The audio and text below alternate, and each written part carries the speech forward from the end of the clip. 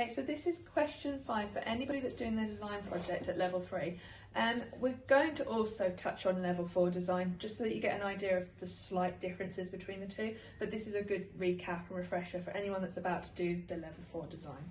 Okay, so our very basic equation, V equals I times R, isn't what we're going to be working with. In our design, now this is still a little bit like, oh, let's do worst case scenario. So rather than V, I've now got UO times C, I'll do a little pause so that YouTube doesn't ban the video, C min, okay, so your C min value is that D and O, there's a C min and there's a C max, and it's almost like the variation of where the D and O can be.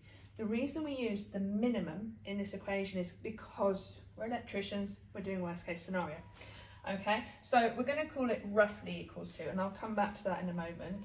Roughly equals to our actual fault current, so the actual current running in that circuit in the event of a fault, times the ZS. So we're replacing our resistance with the ZS. So that ZS, the actual ZS, is our ZE plus our R1 plus R2. Now that R1 plus R2, because I'm teaching this for your design project, comes from question 4.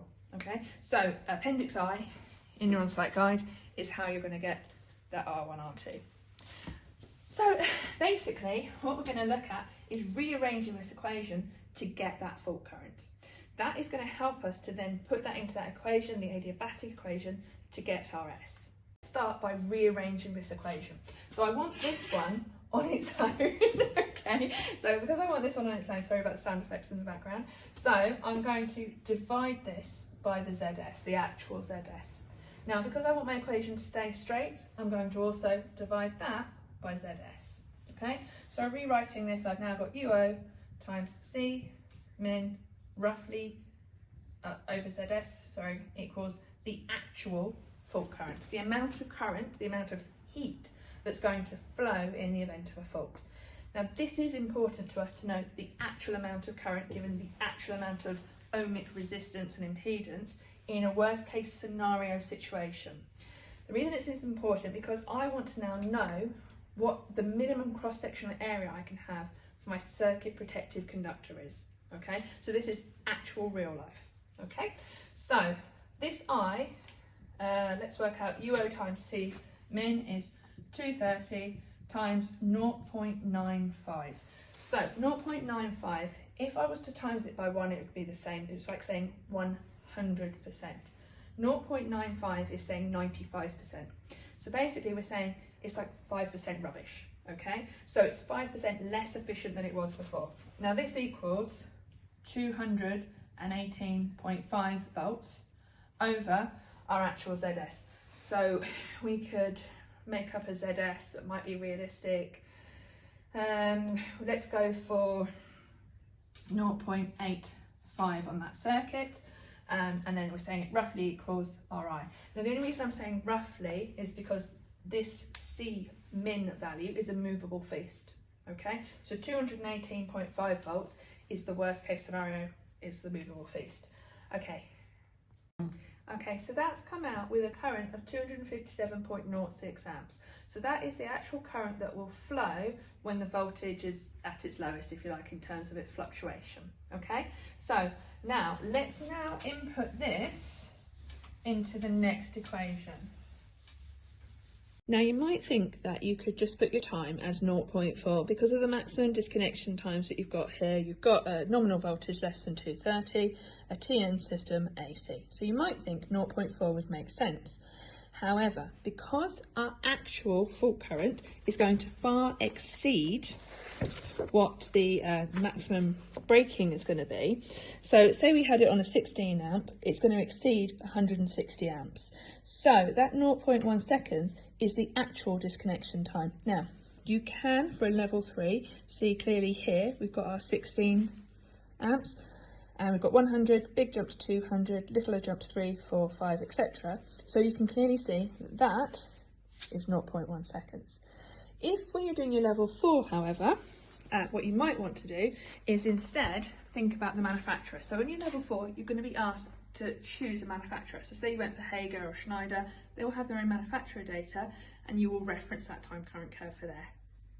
Okay, now for your K value, K refers to how it's installed, and you know it's called all sort of posh speak, but really it's how it's installed. So 54.2 is insulated protective conductor not incorporated in the cable and not punched with cables.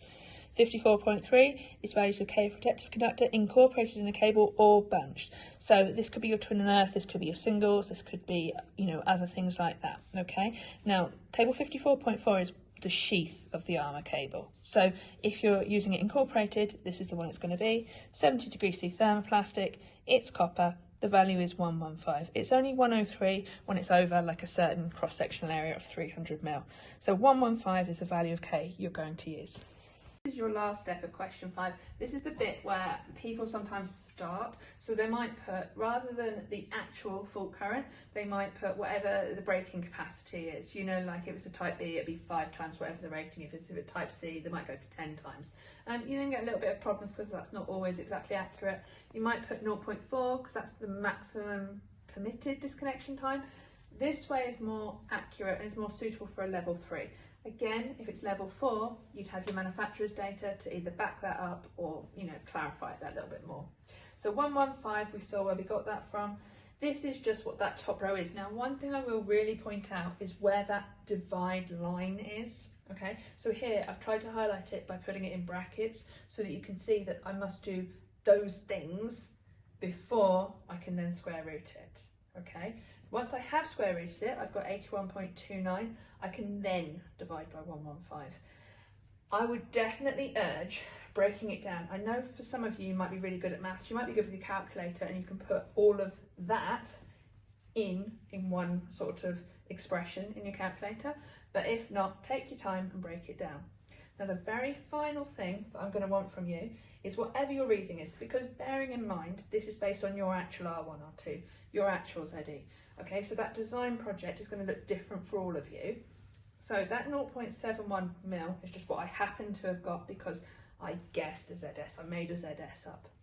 But you're going to use your actual ZS. So your 0.71 isn't the answer. Okay, so the answer is whatever size cross-section area of CPC you've got, is it bigger than that? Okay, so if you're using singles, you might go for 2.5, 2.5, 2.5 across your live conductors and your CPC, or 1.5. So basically, what you need to get that answer fully is just that last sentence pulling it together that says 0.71 is less than 2.5 mil, and that will kind of get you what you need. Okay, thanks.